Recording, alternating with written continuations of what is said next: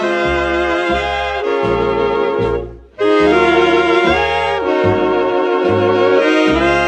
channel. This video is gonna be a different kind of video for my channel.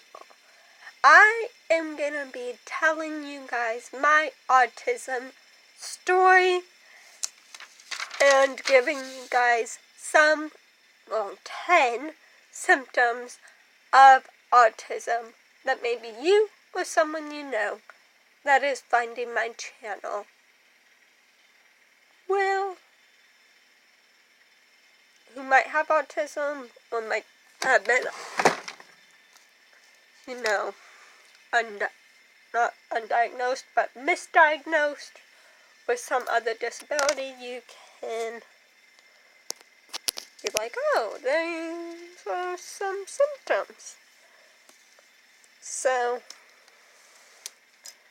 yeah, so let's get started. And I have an outline right here, so I'm going to be reading off of this. So, yeah. So, I haven't done one in a while, so let's get into it. I was in elementary school at the time. I was diagnosed with ADHD. Attention Deficit Hyperactivity Disorder, for those of you who don't know what that means.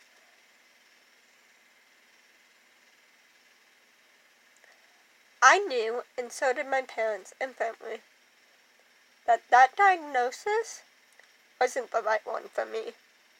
I was on meds, but they weren't helping at the time.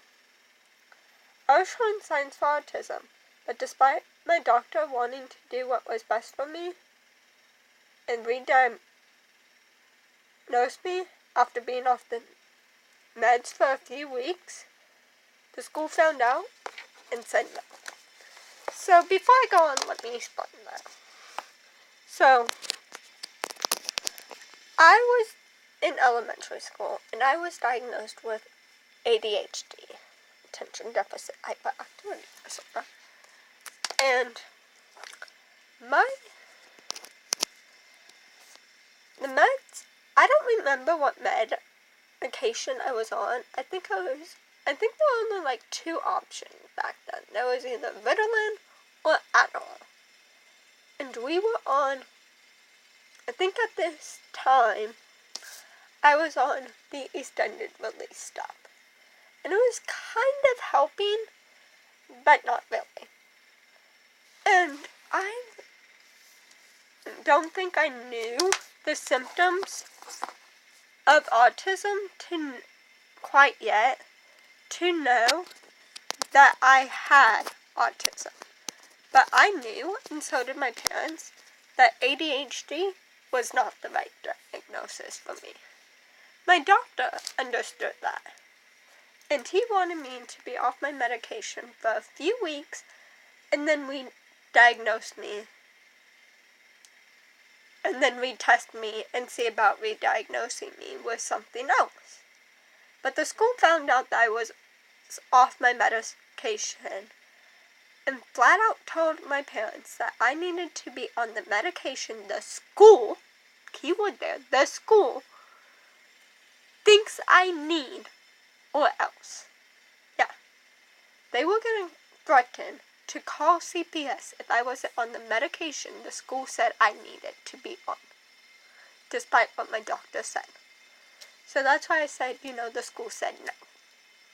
Because my doctor was trying to do what's best for me.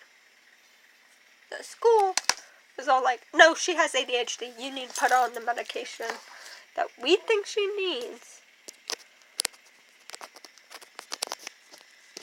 Or get your kids taken away. So, that kind of explains that. The school wanted me on meds, so I do go on to say that. It didn't help that I had a bad side effect of the meds I was on at that time that made me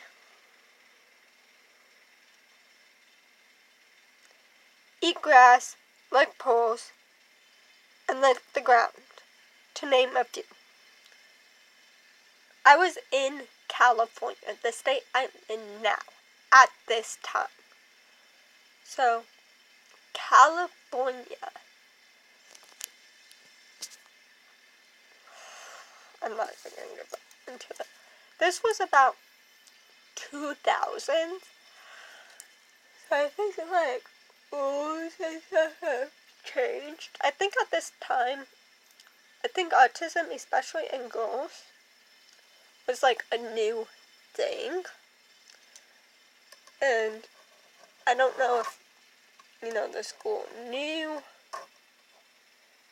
really about autism yet. So I'm thinking that's why they would like ADHD seemed right. And I think later I looked up symptoms of ADHD.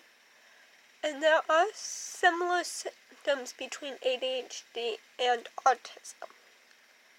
But later, which I might get into this,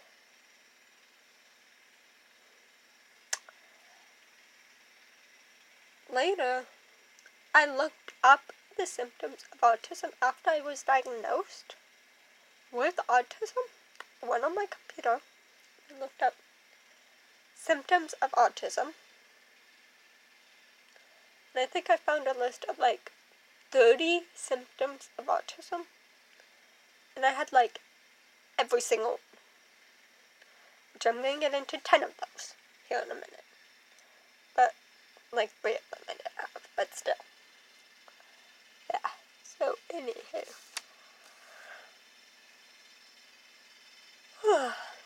It was bad.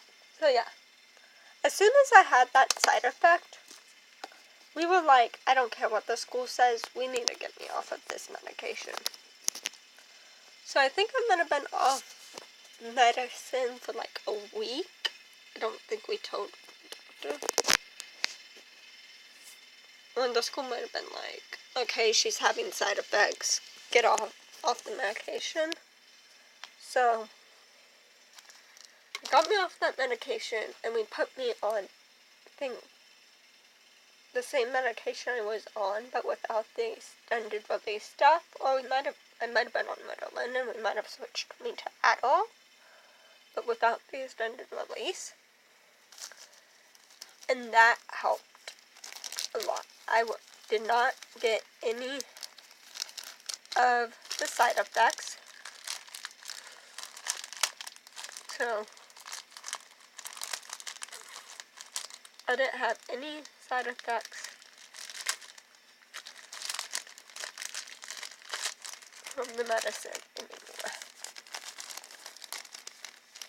Okay, I think at the time there was only Ritalin, Adderall, and then the extended release stuff. So there wasn't any choices.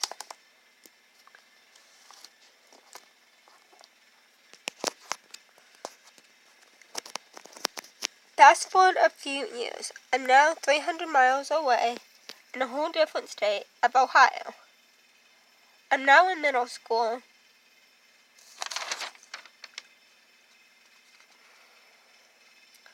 And on our meds. And still undiagnosed. But not for long.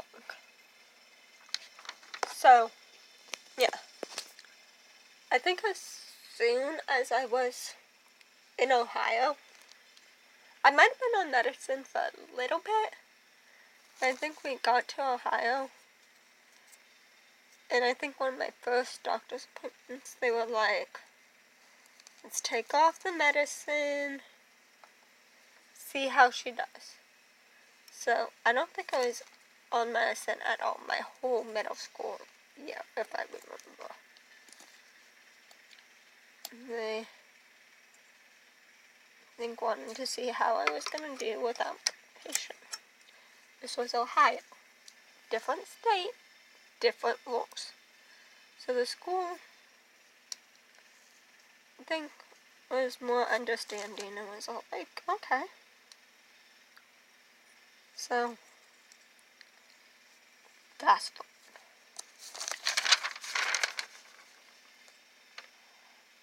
Fast forward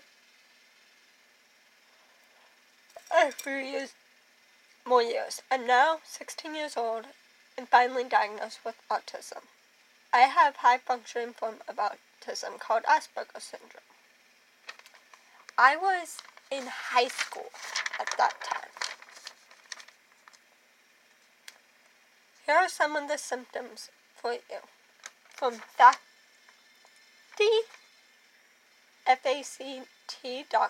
I will probably leave it right here. 1. Unresponsive to others. I'm not really 100% sure what that means. There might just be some kids who just go, you smile, go,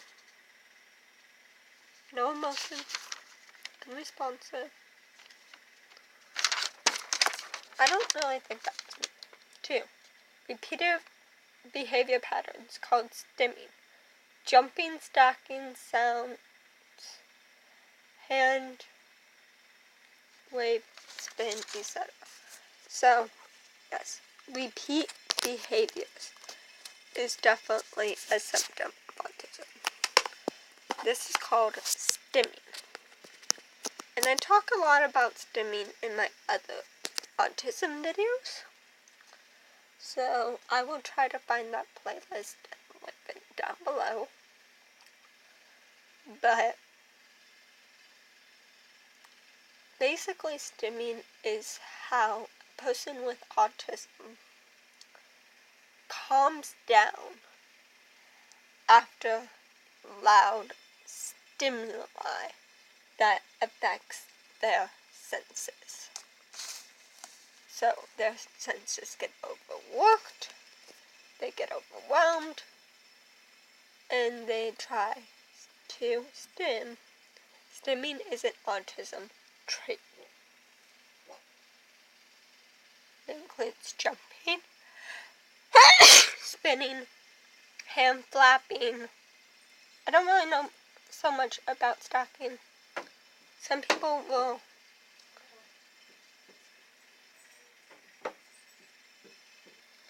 so yeah. I might make another video about stimming and other symptoms of autism so you get the idea, but this is just 10 of them. Lack of language skill. As a child, I talked to a wooden spoon a lot. When I finally made friends, which is hard for someone with autism, which that's a whole, I think, another symptom in itself, I only talk to those friends. People at group, school, and home. I'm at a stage now that if I didn't tell you I had autism, you probably would not know. I mean, there are some things like, I think like my eyes, they'll like randomly move. I don't know if they're gonna do it, so that I looked up is a trait of autism. Sometimes I might do like this with my fingers. That is just like, I think that's becoming a new stem. I need to do a whole new video on my stems because every so many months I'm noticing that I am getting different stems and stuff. But this has been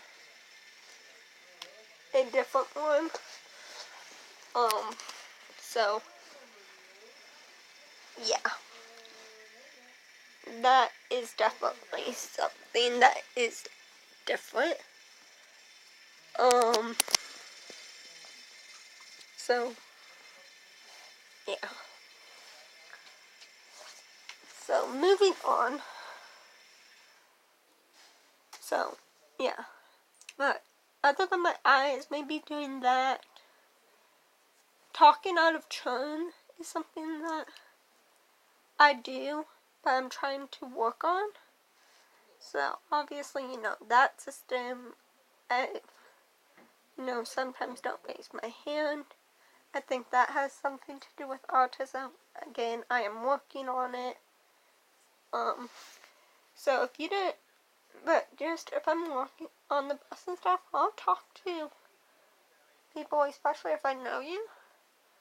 And you'll hear me, talking on the phone and stuff, and you'll be like, oh, she's just a regular person. You probably wouldn't know that I am having sensitivity issues to the light and the noise, and I'm about to explode. You probably would not know that, because you can't know that. Number 4 kind of goes into what I already said, is difficulty socializing. So again, that's what I said, is that I am kind of past this stage now. I am, I have my group of friends, but it took me a long time to get socialized with those friends. And again, I will probably make that a whole separate video in itself on socializing with people and stuff like that. Number 5 is not me. I think this is where these last 5 get to be where they're not me, luckily. But I think this was me more when I was younger, but not so much anymore. And it's unpredictable behaviors. And I said that I didn't know what this means, and then I read it, and it said self-harm, bang heads. So some people were like purposely go back like this and bang their head against certain things, or even like a pillow or something. I guess that maybe for people, maybe with nonverbal autism, they would do that. I think that would be like a stim for them. I don't know. Self-harm and have such, bad,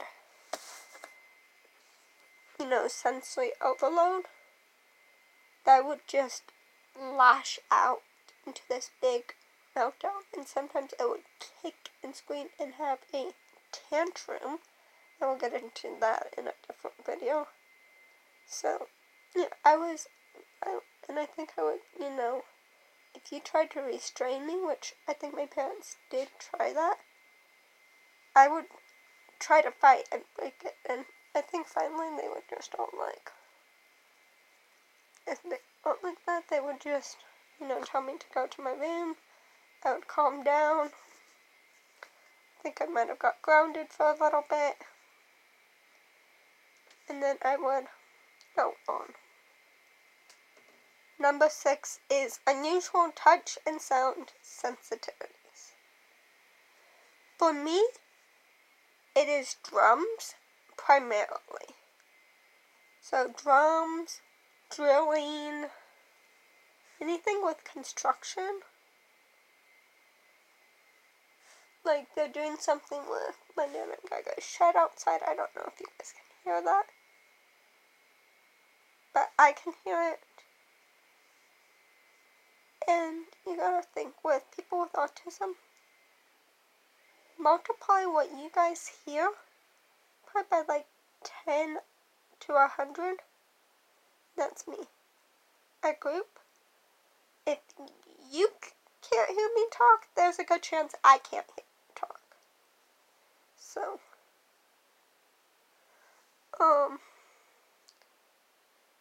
for me, I know this isn't part of sound, but lights, having this light on right that's over here in the sunlight bothers me. Why do you think I wear sunglasses when I'm outside?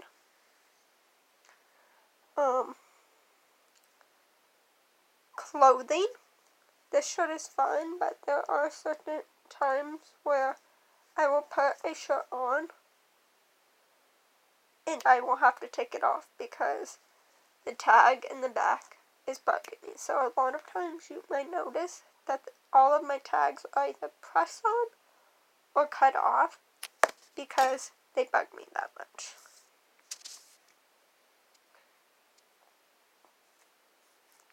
I've gotten used to touch over the years because, I was in sign language classes and they would, do this to get your attention. I'm used to, hugs and stuff like that. So I've gotten over that over the year. Clothes is still an issue. Sound is still an issue. Number 7 is another one that luckily I don't have. And that is seizures. Apparently, according to DACT.com, again, I will put that on the screen. 4 out of 10 people with autism also have seizures.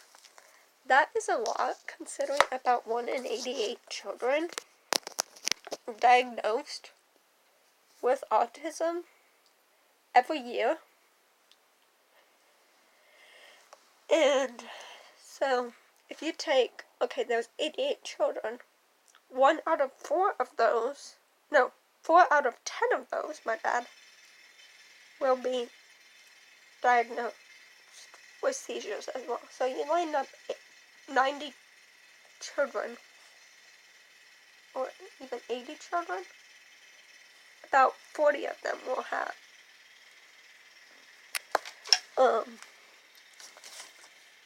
seizures as well as autism. Luckily, again, that is not me. This one I don't really understand, but it said, and I don't have issues, but it's bowel disorders. I guess there are people maybe that are nonverbal, that they have issues with their bowel. And I think I have heard they've had gut issues too. Number 9 is kind of me. I haven't put so me, but it's sleep issues. There will be times that I will have really, really bad issues when it comes to sleep. Number 10 is place unedible objects in the mouth, which is, I think, pica. There's a lot of kids who are diagnosed with autism who have pica, which I can maybe leave a link to what pica is. But that's also kind of like a mouth stimulation. So sometimes you might see me do this. It's because I need that sensation. Sometimes if I don't eat, I will want to bite something. And I have to bite certain things to get that sensation to go away. It is bad, but that's not me. So, that is going to be it for this video. I will probably make multiple other videos about, difficulty socializing, friends, other symptoms of autism, because these were just 10. I will probably do, ones that are more, related to me and the higher functioning autism. Gives you a general idea of, some symptoms that people may have. So, yeah, I will do my best to make those videos at a later date. So, keep a lookout for those. Anywho, I hope you enjoyed this video. If you did, please give it a big thumbs up. Comment down below a friendly comment. Subscribe to my channel if you are new. Click that notification button. Share my videos with your friends, family, and anyone who you think they enjoy. Have a great day, night, or whenever you're watching this. Always live to inspire. Keep moving forward. Thank you for joining me on the journey.